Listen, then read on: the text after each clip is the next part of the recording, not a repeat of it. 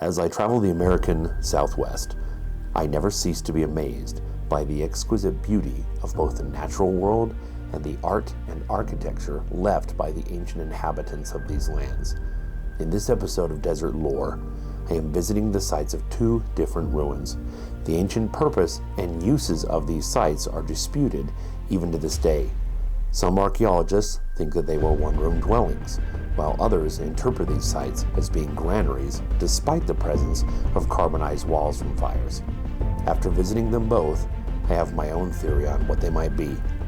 Join me as I visit these ancient sites and experience them firsthand.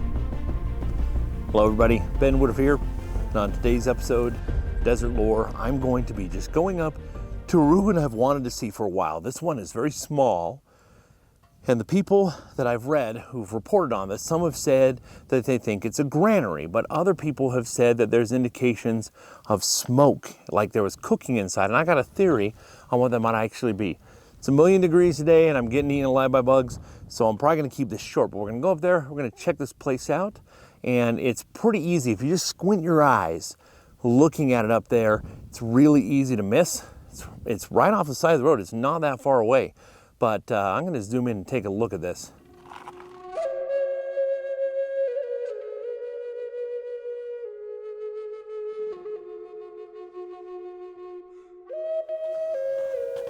Looks like this has been washed out. I've seen other people with pictures from this site, and this hadn't been washed out.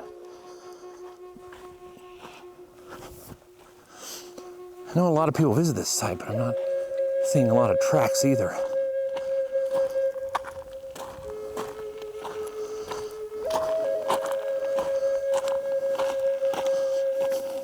So it's kind of interesting to think there's a bunch of broken glass bottles, and there's an old metal bottle cap. And where was it? Around here? Yeah, right here. Here's an old cartridge casing from a 22 bullet. This is all by definition trash, but yet, you know, in 1,000 years, that's history. So is somebody else going to come by here and say, you know, why were these bottles here? Were these holding something sacred? Were these offering vessels? And this 22, was there a great hunter who hunted here? No, it's probably just somebody target shooting over here. You know, and look, there's even, I didn't just notice there's some, it looks like old graffiti. I don't think those are petroglyphs, but it looks like there's somebody's spray painted on this rock. And again, if somebody sees that in 1,000 years, are they going to wonder, is this a sacred marking? You never know how people are going to interpret things. One of the things in archaeology that we're accused of is viewing everything as being a ceremonial item or a ritual item, or everything is sacred. That's not always the case. You think about, even if you were a religious person, how much of what you have in your home is sacred or is ritualistic? Not a lot of it. We live our daily lives, but it's easy to have that presentism, and then when you view the past, to think of everything as sacred or ritualistic, but it's not always the case.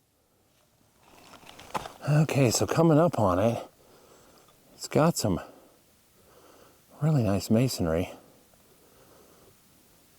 We'll go ahead and climb up in there.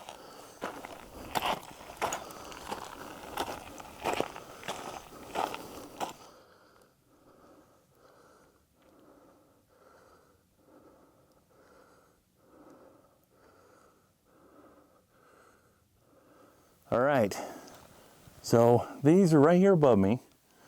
This is pretty small. I haven't looked in yet. But the claim on this site is that it is a one-room dwelling, and that people lived here, and there were signs of cooking, soot in the ceiling. But the interesting thing is, these rocks over here also contain a black varnish that most certainly is not from a fire. But looking up here, I can see why that kind of does look charred, including on the outside. And let me zoom in a little here. That does look charred. That absolutely does. Let's take a look inside.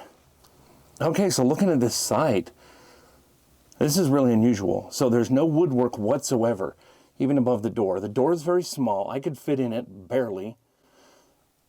This is small. This is really small. You can't stand up inside of here. But look on the top of the rocks. There is carbonizing all over this. There absolutely was fire held up here. Now my theory was that this maybe had been a cave. In earlier times people had camped here and then later on it was just made into a granary. But I don't think this is a granary. I think somebody did camp in this and live here as just a tiny one-room pueblo. Who knows? Maybe it could be a separate thing. Like if you're on a journey, maybe this is the equivalency of like a little hotel. Just a place that you can stay, get out of the cold when you're traveling between regions. Who knows? But again, the masonry is rudimentary. It's decent quality, but it's nothing fancy.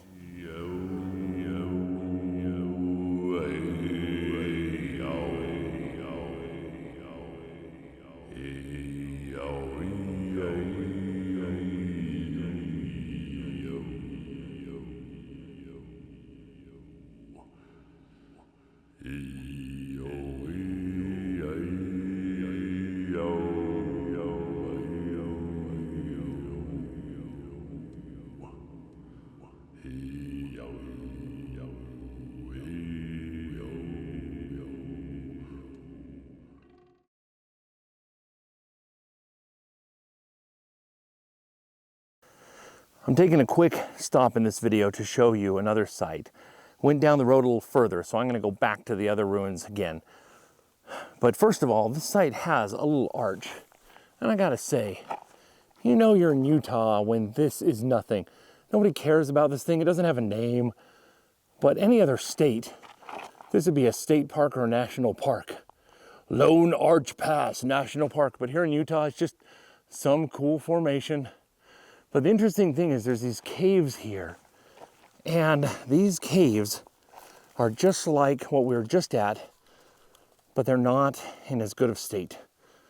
So if you look up in here, hopefully you can zoom in there. You can see here, you can see the adobe structure. There's obviously more. It's been knocked down over time. And you can clearly see fire in there. You can see there are scorch marks, and the same thing is going on over here. So why am I bringing this up? Well, if you're a traveler and you're coming through, and again, I know of a lot of the ruins and dwellings in this area. My guess is if you're passing through, this is a nice wash. There's cottonwood trees. There's a little river flowing through here. So this is a good place to stop. You have water, but you need a place to stay. And I think, and I could be entirely wrong, but again, the adobe is, the masonry is a very poor quality on both of these two caves. It's very rudimentary, but there was definitely fires that took place in both of these. So again, I think, people stayed here, but I don't think they lived here. So as I'm traveling through this area, I'm gonna be watching for this more because I really think that that's something I hadn't thought about in the past, was that you would, oh, I hope you heard that. That was a canyon run in the background. But I think just having a marker like this is like, yeah, just follow the wash. And then when you see the arch, that's where you go ahead and stop for the night. You have a nice little cave, an alcove with an adobe structure. You can stay there, you can build a fire, and then move on in the morning. That's what I think is reasonable to assume we're looking at.